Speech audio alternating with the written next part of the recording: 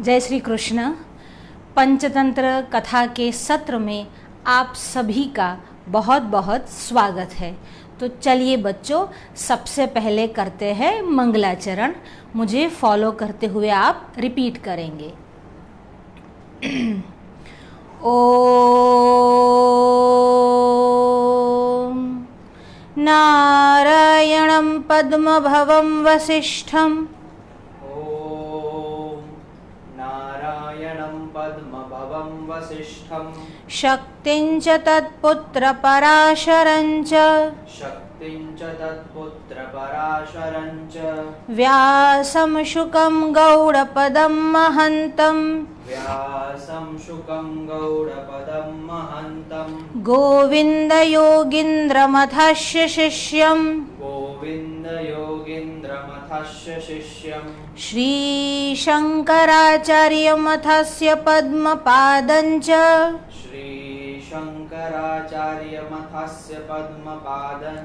हस्तामलकं च शिष्यं तं तोटकं वार्तिककारमन्यान् अस्मद्गुरुन् सन्ततमानतोऽस्मि शङ्करं शङ्कराचार्यं केशवं बादरायणं सूत्रभाष्यकृतौ वन्दे भगवन्तौ पुनः पुनः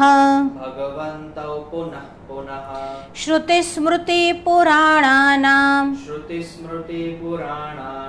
आलयं करुणालयं नमामि भगवत्पादं शङ्करं लोकशङ्करं गुरुर्ब्रह्मा गुरुर्विष्णु गुरुर्देवो महेश्वर गुरुः साक्षात् परं ब्रह्म तस्मै श्री गुरवे नमः।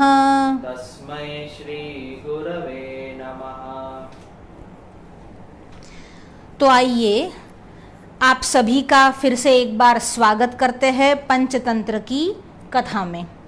हम विचार कर रहे थे भाग्यम फलति सर्वत्र।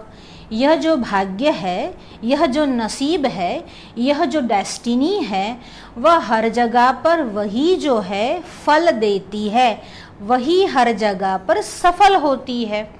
इसका अर्थ कदापि यह नहीं करना है कि आपको पुरुषार्थ, परिश्रम, हार्डवर्क नहीं करना है। आपको वह तो करना ही है, पर अगर परिश्रम करने के बावजूद भी, पुरुषार्थ करने के बावजूद भी, हार्डवर्क करने पर भी अगर आपको उसका फल अच्छा नहीं मिलता, आपके फेवर में वह फल नहीं आता, तो उसका कारण आपका भाग्य ही है। क्योंकि अगर आपके भाग्य में होगा तो फल अवश्यमेव मिलता ही है। तो हम बात कर रहे थे एक सौमिलिक नामक कौलिक की। उसी कथा को आगे बढ़ाते हैं। तो ये सौमिलिक कौन था? कहते हैं ये सौमिलिक नामक एक कौलिक था। कौलिक यानी वीवर। वीवर यानी जो कपड़े को बुनता है उसको कहते हैं वीवर। तो यहाँ पर भी सौमिलिक नामक जो वीवर था वह कपड़े को बुनता था, राजा के कपड़े को बुनता था। फिर भी उसको अधिक धन की प्राप्ति नहीं होती थी। हाँ, खाने पीने की कोई असुविधा, कोई तकलीफ नहीं रहती थी, पर अधिक धन वो प्राप्त नहीं कर पाता था। इसके कारण वह विदेश में जाकर व्यापार करने को सोचता है, विदेश से धन कमाकर वापस लाता है, पर वन में 2 बार उसके धन कहीं गायब हो जाता है, धन उसका अदृश्य हो जाता है और उसको धन की प्राप्ति नहीं होती है। और जब उसका धन अदृश्य हो जाता है उसी समय उसको दो पुरुष में दिखाई देते हैं जो आपस में चर्चा बातचीत कर रहे होते हैं कि ये धन उसको मिला है, अब उसके पास रहेगा कि नहीं रहेगा। यही होता है, एक होता है उसका कर्म और दूसरा होता है कर्म फल। एक करता है जो कर्म को करता है और दूसरा है उस कर्म का फल। अब जब वो हताश होकर अपने आप को मारना चाहता है तब उसी के पास उस दोनों दिव्य पुरुष में से एक पुरुष आता है और कहता है तुम निराश नहीं हो, डोंट गेट अपसेट। देखिए, जब जब निराशा हो जाती है, हताशा हो जाती है, अपसेट या व्यक्ति जो है मनुष्य जाता है, ऐसा काम कर बैठता है जो उसको नहीं करना होता है। हम देखते हैं कई बार बहुत धन होने के बावजूद भी, बहुत प्रसिद्धि, बहुत फेम होने के बावजूद भी मनुष्य जो है वो आत्महत्या जैसा पाप भी कर देता है। हमारे यहाँ शास्त्रों में आत्महत्या यानी सुसाइड को पाप कहा गया है। देखिए, हमारे साथ वडोदरा से भार्गवी त्रिवेदी जी शामिल हुई है, उनका स्वागत है। शांभवी ओझा, वेदांतिनी ओझा, उनका भी स्वागत है। माधुरी जी पांडे वाराणसी से है, उनका भी स्वागत है। अर्चन शुक्ला जी है, उनका भी स्वागत है।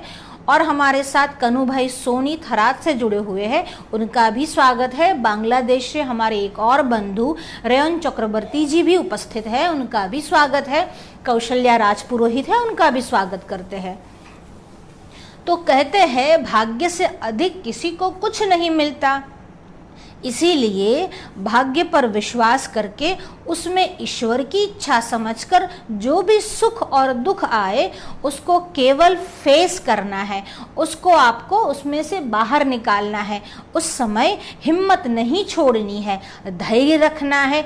You should keep patience when you are stuck in the calamity, you are stuck in the disaster, you are stuck in the disease.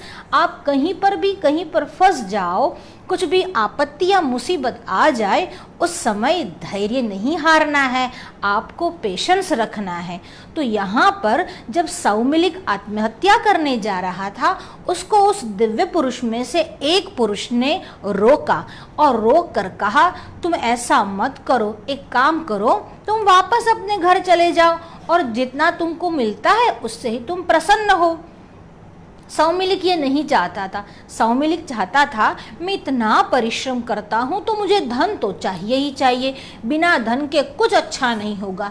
जब सौमिलिक इस प्रकार की जिद करने लगा तो दिव्य पुरुष ने कहा तुम परिश्रम बहुत करते हो और तुमने इतनी बार साहस भी दिखाया, तुम्हारी 2 बार तुम्हारी स्वर्ण मुद्राएं चोरी हो गई पर तुमने हिम्मत नहीं हारी। इस बात को लेकर मैं बड़ा प्रसन्न हुआ हूँ। एक काम करो, तुम वर्धमानपुर में वापस जाओ। यह जो वर्धमानपुर है वहाँ पर एक वणिक है, वणिक यानी बनिया, जो व्यापारी है, व्यापारी यानी बिजनेसमैन। जो व्यापारी है उसके 2 पुत्र हैं, एक का नाम है गुप्त धन और दूसरे का नाम है उपभुक्त धन। यानी एक जो है हमारी पास सीक्रेट में रखा हुआ धन, वेल्थ, मनी है, और दूसरा है जिसका हम उपयोग करते हैं, उसी को कहते हैं उपभोक्त यानी जिसका उपयोग हुआ है, और गुप्त यानी जिसको हमने बचाकर संचय करके रखा है। अब यहाँ पर इस 2 नाम के वणिक पुत्र है, एक का नाम है गुप्त धन और दूसरे का नाम है उपभुक्त धन। अब यह जो सौमिलिक होता है वह गुप्तधन के घर जाता है। अब गुप्तधन ना तो उसका स्वागत करता है, ना तो उसको आवकार देता है और ना ही पाद्य और अर्घ्य देता है। देखिए, हमारे जब घर कोई भी अतिथि मेहमान आता है, गेस्ट आता है, तो उसको क्या करना है, उसका स्वागत करना है, उसको आसन देना है, उसको पीने के लिए पानी देना है, उसको पूछना है तुम कुशल हो कि नहीं हो। इसी को कहते हैं सद्गृहस्थी। पर जो सद्गृहस्थी नहीं होता वह अतिथि का कभी भी सत्कार नहीं करता, वह आवकार नहीं करता, वह तो केवल अपने धन कमाने में ही पड़ा रहता है।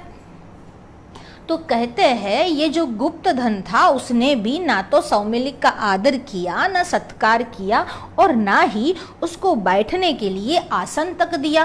पर फिर भी सौमिलिक को तो वहाँ रहना ही था, उसको देखना था, क्योंकि उस दिव्य पुरुष ने ऐसा कहा था कि तुम गुप्त धन के पास जाओ, उपभुक्त धन के पास जाओ, और दोनों में से तुमको जो अच्छा लगे वह मुझे बता देना, उसके भांति ही मैं तुमको वैसा ही बना दूंगा।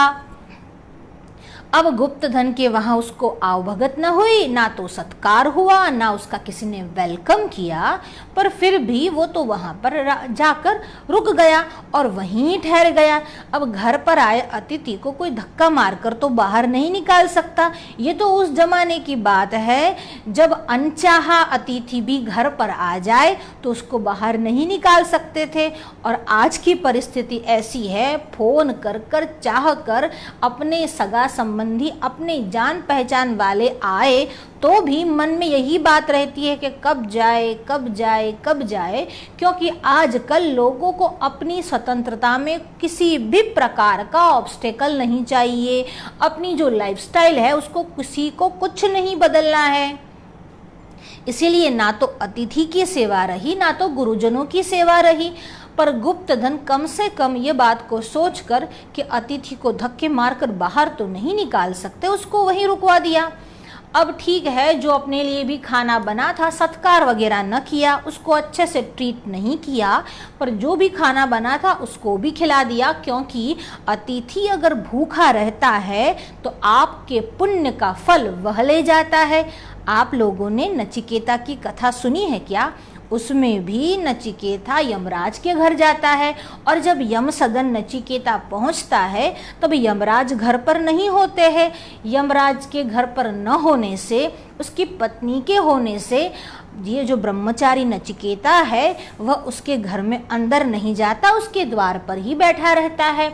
यम की पत्नी आकर बहुत बार पूछ जाती है, बेटा तुम कुछ खाओगे? तुम्हारे लिए ये पाद्य है, ये अर्घ्य है। पर नचिकेता कहता है नहीं, मुझे तो केवल यमराज से मिलना है, मैं तो उनके आने के बाद ही कुछ ग्रहण करूंगा। अब जब नचिकेता नहीं मानता और 3 दिवस तक यम के द्वार पर, at the door step of the Yamraj, at the door step of the death, he was waiting for Yamraj. जब यमराज वापस आते हैं तब क्या होता है, उसको कहते हैं 3 दिवस तक अतिथि मेरे घर पर भूखा रहा। अब भूखा अतिथि तो अपना पुण्य भी ले जाता है। तो कहते हैं मैं बहुत प्रसन्न हुआ हूँ, तुमने इतना दिवस राह देखी, पर मुझे पहले तो क्षमा करो और 3 वरदान मेरी ओर से लो। यमराज भी इससे डरता है कि अतिथि अपने घर भूखा न रहे, क्योंकि यमराज ही तो संयम करता है, यमराज ही तो धर्मराज है, वही तो धर्म का शासन करते हैं। अगर यमराज से चूक हो जाए तो, इसीलिए अतिथि भूखा नहीं रहना चाहिए। गुप्त धन ने भी न चाहते हुए भी सौमिलिक को खाना दिया और सोने की व्यवस्था अनजाने में ही कर दी। वहां पर वो रहा। अब जब वो वहाँ पर सो रहा था, वह वीवर सौमिलिक जब वहाँ पर सो रहा था, वो दोनों दिव्य पुरुष वापस आए और वापस वो दोनों अपने आसपास में अरस परस में बात कर रहे हैं, मंत्रणा कर रहे हैं। कहते हैं गुप्त धन ने अपना बहुत सा धन जो है वह खर्च दिया, वह सौमिलिक के लिए खर्च दिया, उसको भोजन दिया, उसको आवभगत न कर सका पर उसके रहने की व्यवस्था कर दी। तो ऐसा क्यों करवा दिया? अब वो जो कर्म फल होता है वह यह प्रश्न पूछता है। तब कर्ता कहता है देखो मेरा काम तो केवल करना है, अब उसकी परिणति, उसका जो फल है, उसका जो परिणाम है, उसका जो रिजल्ट है वह तो तुम्हारे हाथ में है। तो कहता है ठीक है, चलो सुबह की बात सुबह देख लेते हैं। और जब प्रातः काल हुआ, सुबह हुई, तो अचानक गुप्त धन को विषुचिका का दर्द हो आया। उसका इतना पेन हुआ उसको कि वो सहन नहीं कर पा रहा था और इधर उधर वो हो रहा था, क्योंकि उसने भोजन तो दिया पर उसका मन शुद्ध नहीं था। उसने रहने को वो बोल न सका कि तुम यहाँ से चले जाओ, पर वो चाहता नहीं था। जो अतिथि का सत्कार नहीं करता, गृहस्थ धर्म का पालन नहीं करता, तो उसको उसका फल भुगतना पड़ता है। पर सौमिलिक तो केवल एक रात्रि तक वहां रुक रहा था। अब सौमिलिक को लगा यहाँ रहना ठीक नहीं, इसीलिए वह उपभुक्त धन के वहां गया। और जैसे ही उपभुक्त धन ने सौमिलिक को देखा, बड़ा ही प्रसन्न हुआ और प्रसन्न होकर उसने स्वागत किया। अरे आओ आओ अतिथि, आपका स्वागत है। भोजन के समय पर हमारे यहाँ अतिथि आया है, हमारा ऐसा भाग्य है। आइए आइए, यहाँ पर विराजमान हो जाइए, हम आपकी क्या सेवा करें। उसको अर्घ्य और पाद्य दिया, फिर बैठने की व्यवस्था की, अच्छे से भोजन करवाया। उसको बहुत सुख मिला। सौमिलिक was very much happy on attending this treatment from the उपभुक्त धन। अब वह सोचने लगा, एक गुप्त धन था जो बिल्कुल नहीं चाहता था कि कोई अतिथि आए, और एक ये उपभुक्त धन है जो मेरे आने पर इतना प्रसन्न हुआ। अब वापस वो वहां पर उस रात वहीं पर ठहर गया। अब जब वो वहीं पर ठहरा तो वापस वो दिव्य पुरुष, to divine person came over there and they were talking with each other। एक दूसरे को कहता है, अरे उपभुक्त धन ने तो बहुत सारा धन का व्यय कर दिया, और वो भी प्रसन्नता के साथ। और तुम जानते हो, उपभुक्त धन के पास तो अपना धन भी नहीं था, वो तो किसी से कर्जा लेकर, ऋण लेकर, डेट लेकर आया था। ગુજરાતીમાં આપણે એને કહીએ છીએ તો દેવું કરીને આવ્યો હતો।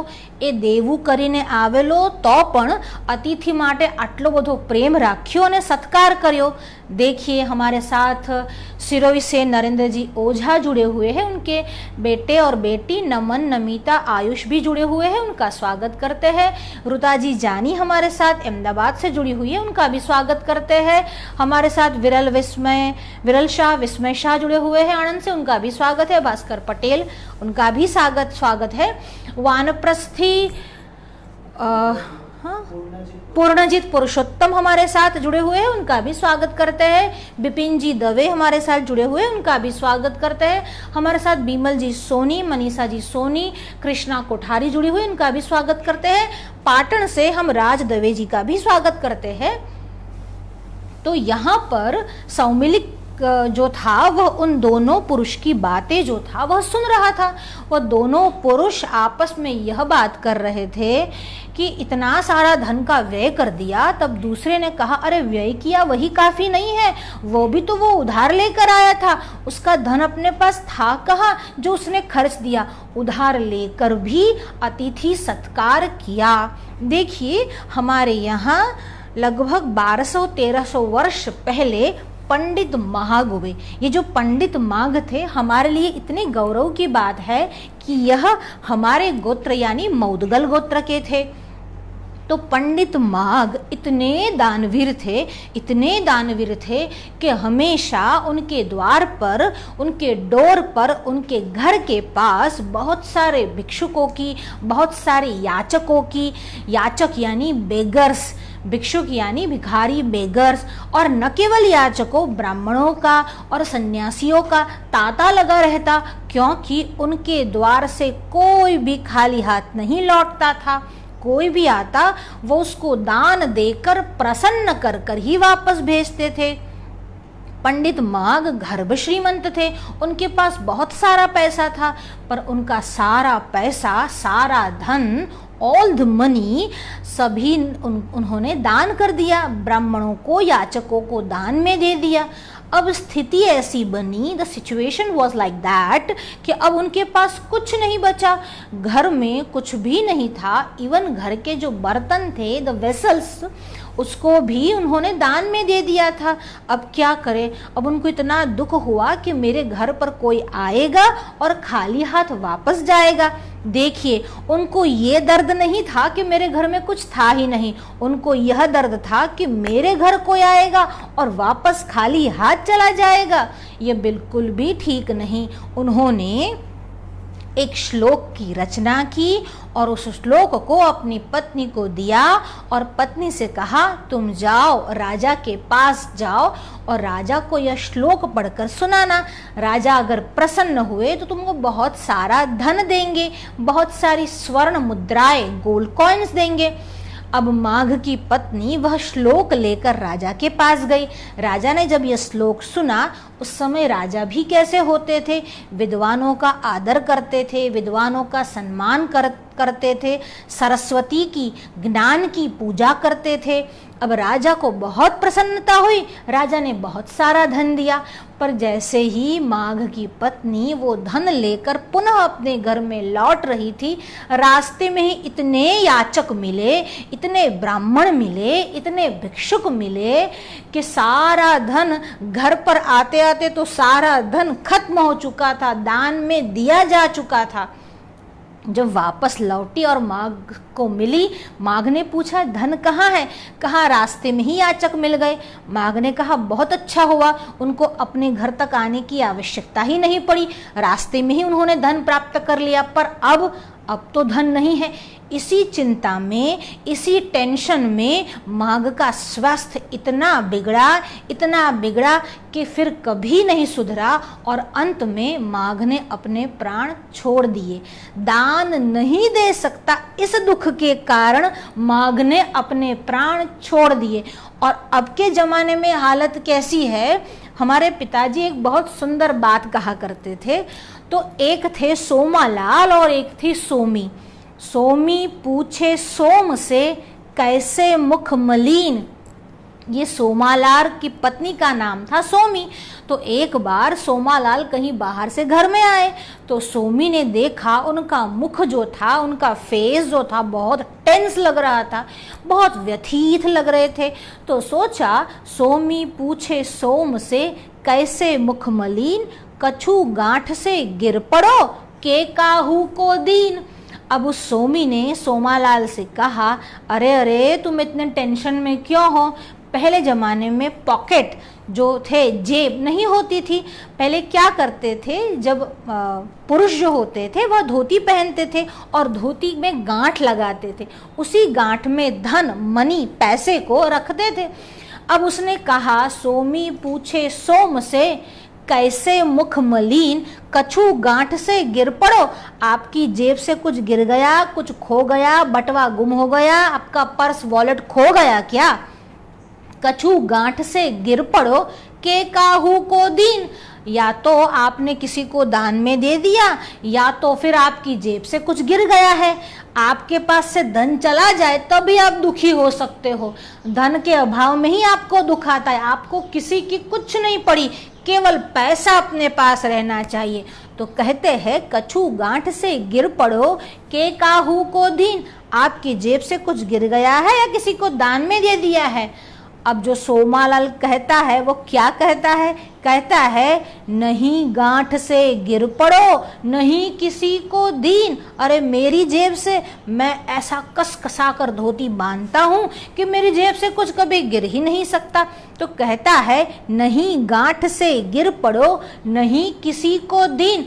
और दान, अरे मेरे बाप ने नहीं दिया, परदादा ने नहीं दिया, दादा ने नहीं दिया तो मैं और दान दूंगा? नहीं, ये तो हो ही नहीं सकता। क्यों ऐसा कहा कि मेरे दादा ने, परदादा ने, मेरे पूर्वजों ने? क्योंकि हमारे यहाँ शास्त्रकार कहते हैं उन्मत्तम मातृदोषेण। जब माता का दोष हो, माता का ऐसा स्वभाव हो, तो जो पुत्र का जन्म होता है, जो संतान आती है, वह उन्मत्त स्वभाव वाली होती है। उन्मत्तम मातृदोषेण पितृदोषेण मूर्खता। अगर कोई बालक मूर्ख पैदा हो तो समझ लेना चाहिए उसके पिता का दोष है।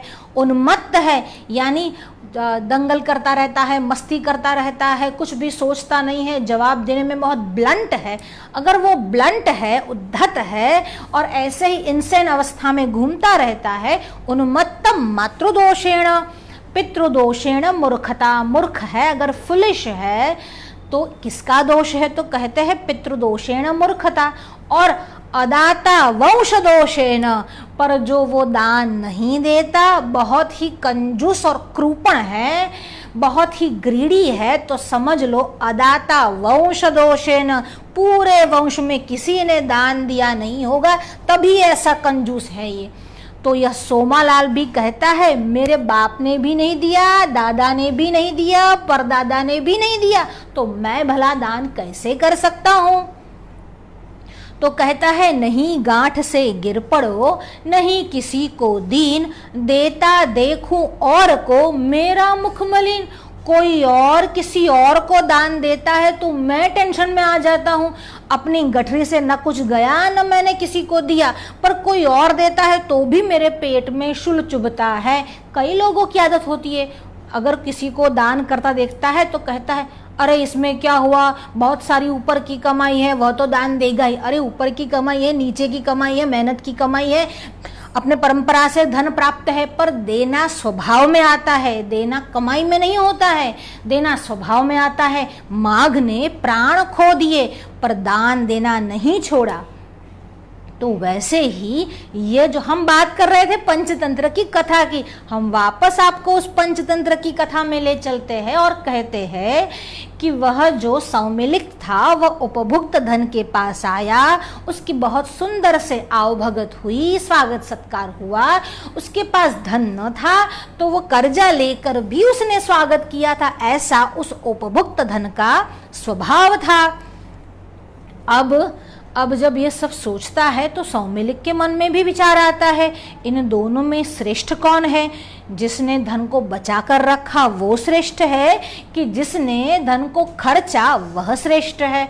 अब जब यह सोचते सोचते रात बीत गई, प्रातः काल हुई, सुबह हुई, मॉर्निंग हुई, तब क्या देखता है, अचानक राजा किसी पुरानी बात से प्रसन्न होकर बहुत सारा धन लेकर अपने सिपाहियों को भेजता है, और सिपाही वह बहुत सारा धन लेकर उपभुक्त धन के पास आते हैं और कहते हैं राजा ने प्रसन्न होकर ये सारा धन आपको समर्पित किया है, आपको दिया है, आपको दान में दिया है।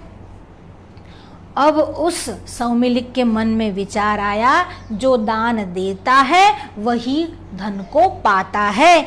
अगर आपको धन चाहिए, देखिए वह भी स्वार्थवश नहीं, स्वभाववश, जो दान देता है वही दान को पाता है। उपार्जितानाम अर्थानाम त्याग एव हि रक्षति। उपार्जित धन यानी जो कमाया हुआ धन है, अगर उसकी रक्षा चाहते हो तो क्या करना है? त्याग एव हि रक्षणम, उसका त्याग करना ही उसका रक्षण करना है। हमारे यहाँ शास्त्रों में कहा गया है कि जो अग्निहोत्र है उसका फल क्या है?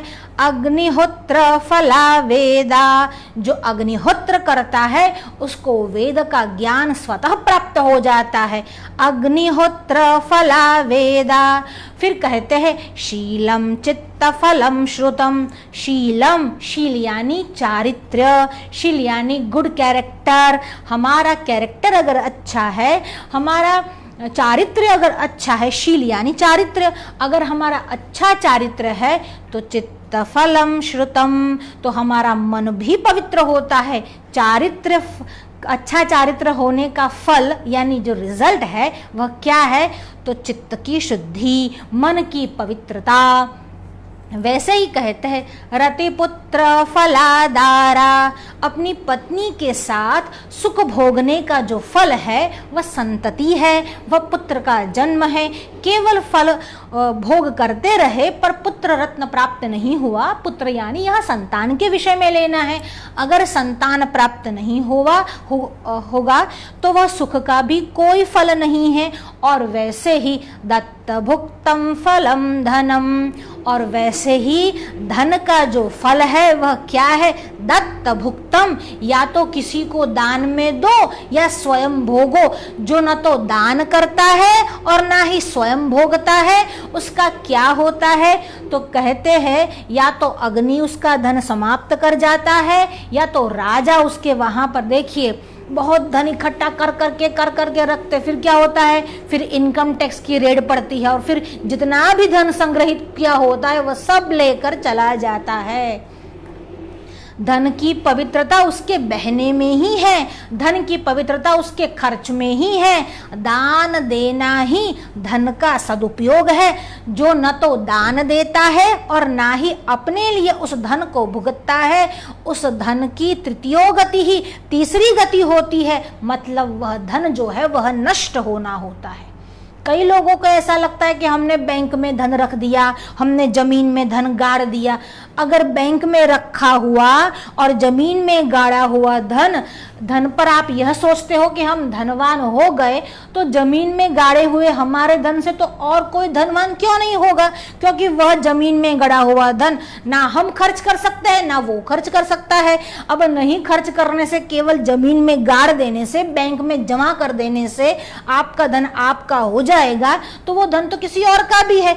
उस धन का कोई फायदा नहीं जो जमीन में गड़ा हुआ है, जो केवल संग्रह करने के लिए कमाया है। जल का विनियोग करे वही सरोवर, वही सरिता का जो है प्रयोजन है। वह सरोवर तभी अच्छा लगता है जब उस जल की छींटे, जल की बूंदे चारों ओर गिरती है। देखिए, सर्प यानी जो सांप होता है वह केवल वायु भक्षण करता है, पर फिर भी वह दुर्बल तो नहीं होता। वायु भक्षण करके भी सर्प यानी स्नेक, वायु यानी हवा खाकर भी सांप जो है वह दुबला पतला नहीं होता। अरे मुनि जो होते हैं वह वन में रहकर कंद फूल और मूल ही खाते हैं, फिर भी वह क्या प्रसन्न नहीं रहते? वो तो प्रसन्न रहते ही है। जो जंगलों में बड़े बड़े गजराज, बड़े बड़े हाथी होते हैं, वह केवल सूखा घास खाते हैं। सूखे घास खाने के बावजूद भी उनकी शक्ति जो है वह क्षीण नहीं होती, क्योंकि उनके पास सबसे बड़ा धन है और वह धन है संतोष का धन। संतोष का अर्थ आप आलस्य मत निकालना, आलस्य अलग, संतोष अलग। अपने पास जो धन है उसको दान दे देना या अपने लिए ही खर्च देना, वही अच्छी बात है। धन के संग्रह से कोई लाभ होता नहीं है। इसीलिए कहा गया है कि दान जो है वह सबसे बड़ा खजाना है, और इससे विपरीत लोभ जो है वह सबसे बड़ा दुश्मन है। कई लोग लोभवश धन को खर्च नहीं करते, जमा करते हैं। जैसे मधुमक्खी का यानी जो हनी बी है, पूरे फ्लावर से, बागीचे से अच्छा रस एकत्रित करके लाती है। इतना बड़ा जो है वो मधुमक्षिका का छत्ता, गुजराती में कहते हैं कि मधपूड़ा, बनाती है। और फिर अंत में क्या होता है, वो मध कोई और लेके चला जाता है। ऐसा ही लोभी लोग जो धन का संग्रह करते हैं, ना तो अपने परिवार के लिए खर्चते हैं, ना ही अपने लिए खर्चते हैं, ना ही धर्म कार्य में उसको उपयोग या विनियोग करते हैं, उसका धन कोई और ही लेकर चला जाता है। फिर वो सदा के लिए उस धन के लिए रोता रहता है। इससे अच्छा है कि धन का अच्छे से उपयोग करे, खर्च करे, उसको दान करे या उपभोग करे, पर उसको ऐसे ही जमा करके, संचित करके मत रखे। संचित धन किसी के काम नहीं आता। जब सौमिलिक ने ये सोचा समझा, तब उसको समझ में आया, मैंने बहुत वर्ष काम किया पर धन को एकत्रित ही किया, न तो दान दिया और न ही अपने लिए खर्चा। इसीलिए 2 बार उस धन को वो दिव्य पुरुष लेकर चले गए। जो धन को नहीं खर्चता और जो दान नहीं देता, हमारे यहाँ ये कहते हैं, हुतम च दत्तम च तथैव तिष्ठति। हुतम यानी अग्नि में, हवन में जिस वस्तु का आप हवन में दान देते हो, हवि देते हो, आहूत करते हो, वो ऐसी की ऐसी रहती है। ऐसा मत सोचना भगवान शंकर को दूध चढ़ाते हैं तो फिर इससे अच्छा है कि दूध गरीब को दो। अगर भगवान शंकर को चढ़ाते हैं तो वो सबको मिलता ही है।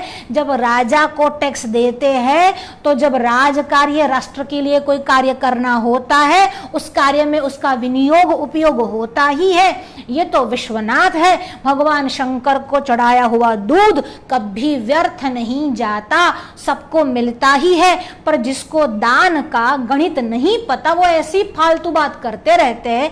कहते हैं गरीब को भी दो, गरीब को देने में हम कभी मना नहीं करते, पर इनको मत चढ़ाओ और गरीब को दो। जो दूध भगवान शंकर को चढ़ाते हैं वो तो गरीब को भी देते हैं, पर जो बकवास करते हैं कि भगवान शंकर को मत चढ़ाओ और गरीब को दो, वो तो ना तो गरीब को देते हैं ना ही भगवान शंकर को चढ़ाते हैं। इससे अच्छा है जो ऐसी सीख देते हैं, ऐसी एडवाइस देते हैं, वो दारू पीना बंद कर कर जो पैसे बचते हैं वो गरीबों में दान कर दे। वो जुआ खेलना बंद कर कर जो पैसे बचते हैं वो गरीबों में दान कर दे। मटका नहीं खेले, शेयर बाजार नहीं खेले और वो पैसा गरीबों में दान कर दे। जब आपको दान करना होता है तो आप चुप हो जाते हो और दूसरे दान करते हैं तो सोमालाल की तरह आप देख नहीं पाते हो, वो गलत है। भगवान शंकर के ऊपर जो दूध चढ़ता है, किसी भी मंदिर, आश्रम या मठ में जो दान दिया जाता है, श्रद्धा के साथ जो दान दिया जाता है, उसका सदुपयोग होता ही है। अगर वो मंदिर, अगर वो मठ, अगर वो आश्रम सनातन धर्मावलंबी है तो उस धन का सदुपयोग होता ही है। फिर अगर केवल दान देने के लिए, लेने के लिए ही आश्रम चला रहे हो, उसकी बात अलग है। पर अगर वो सनातन धर्मावलंबी है, सनातन धर्म में श्रद्धा है, निष्ठा है, तो उनके दान का सदुपयोग होता ही है।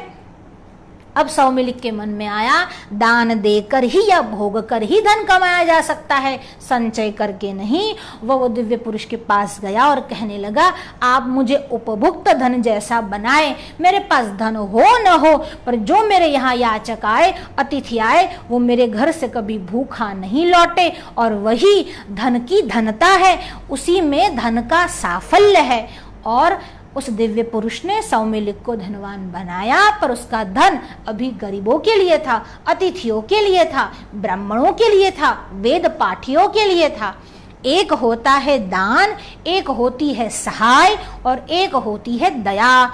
जो हमारे से अच्छे पात्र को दी जाए, मतलब जो ब्राह्मणों को, वेद पाठियों को दी जाए, उसको कहते हैं दान। और दान में केवल पवित्र वस्तु दी जाती है। दूसरी होती है सहाय। मित्र को जब करते हैं उसको कहते हैं सहाय, यानी हेल्प। और हमसे जो छोटा है, जो निम्न वर्ग के है, या हम पर जो आश्रित है, हम पर जो डिपेंडेंट है, उनको जो हेल्प की, उनको जो पैसा दी जाए, उसको कहते हैं दया। एक होता है दान, अपने से सुपात्र को दी जाए, एक होती है सहाय जो मित्र को की जाए, और एक होती है दया जो भिखारियों, याचकों, गरीबों पर की जाए। इन तीनों में भेद है, पर तीनों का ही फल अच्छा है और तीनों का तीन होना चाहिए। उसी को कहते हैं धन का सद उपयोग, यानी भाग्यम फलति सर्वत्र। उसके भाग्य में होगा तो उसको अवश्य मिलेगा। देने से कभी भी क्षय नहीं होता है, देने से बढ़ता ही है।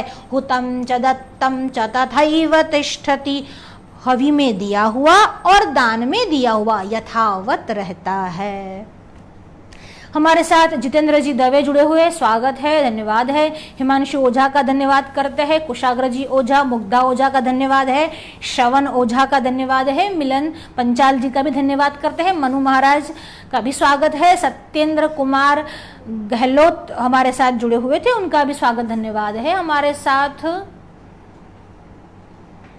संजीव जी सोलंकी जुड़े हुए, उनका भी स्वागत धन्यवाद करते हैं।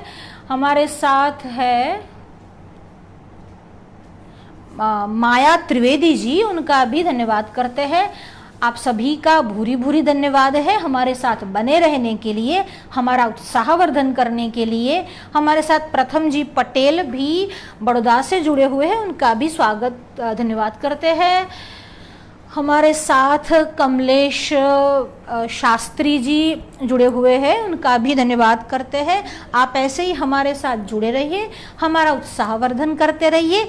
आज बालकों का सत्र था, अभी कल यानी बुधवार को हम युवा सत्र लेंगे, गुरुवार को वापस पुनः बालकों का सत्र है। राहुल सरवैया, जिष्णु सरवैया, उनका भी धन्यवाद करते हैं। If you have any question just ask. Royan Chakraborty ji, Bangladesh. बहुत अच्छा प्रयास, शास्त्र सम्मत बातें बालक बालिका के मस्तक में प्रवेश कराना इस समय आवश्यक है। बहुत बहुत धन्यवाद करते हैं। आप जैसे लोग हमारे इस प्रयत्न की सराहना करते हैं, इसके लिए हम आपका भूरी भूरी धन्यवाद करते हैं। और कोई क्वेश्चन या बात कमेंट हो तो बताइए।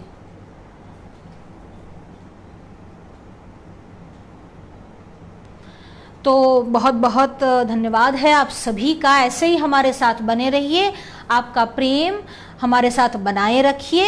यूं ही हम आपके पास आएंगे रोज एक नई कथा को लेकर। पंचतंत्र में बहुत सारे रत्न हैं और आप सभी के लिए वो बहुत उपयोगी है, जीवन के लिए भी वो बहुत उपयोगी है। अगर बालक के जीवन में प्रारंभ से ही, आरंभ से ही, बचपन से ही ऐसे संस्कार दिए जाए तो आगे चल के उनका विकास होता ही है। मस्तिष्क का विकास केवल पढ़ने से नहीं होता। आजकल की शिक्षा केवल मार्क ओरिएंटेड या मनी ओरिएंटेड बनती जा रही है, वो ठीक नहीं है। संस्कारों का अगर सिंचन हुआ तो वह पैसा कमाए या न कमाए, वो बहुत प्रसिद्ध हो कि नहीं हो, वो अच्छा मनुष्य जरूर बनेगा। और अच्छे मनुष्य की ही आवश्यकता है, क्योंकि अच्छा मनुष्य ही पर्यावरण को शुद्ध रखता है, लोगों में परस्पर प्रेम को बढ़ाता है, राष्ट्र की उन्नति करता है, धर्म के काम आता है और सभी के काम, समाज कल्याण के कार्य करता है। तो कोई है क्या? राज जी दवे जी, आपकी बात में कहानी के साथ शास्त्रीय बातें भी मिलती है जी। कहानी कहने का यह तरीका बहुत ही सुंदर है। देखिए, हमारा कुछ है ही नहीं, हमने शास्त्रों से ही सीखा है। हम तो पंचतंत्र की बातें लेकर आते हैं। पंचतंत्र में जो ये बात आई है कि कथा के माध्यम से सिद्धांत की पुष्टि करना बालकों के मन में, बालक या युवान, कोई भी युवान, वृद्ध कोई भी हो, अगर कथा के माध्यम से सिद्धांत समझाया जाए तो तुरंत ही समझ में आ जाता है और बालकों के लिए कथा रोचक हो जाती है और कथा के साथ साथ सिद्धांत समझ जाता है। यह तो हमारे आचार्य और ऋषियों की देन है, इसमें मेरा कोई योगदान नहीं है। मैं केवल प्रयत्न कर रही हूँ और आप सब लोग मेरे साथ हैं, मुझे अत्यंत प्रसन्नता है। आपकी बात विद्वत्तापूर्ण बातों के लिए धन्यवाद। जय श्री कृष्ण। आप सभी का भूरी भूरी धन्यवाद है। हम आपसे विदा लेंगे। जय श्री कृष्ण।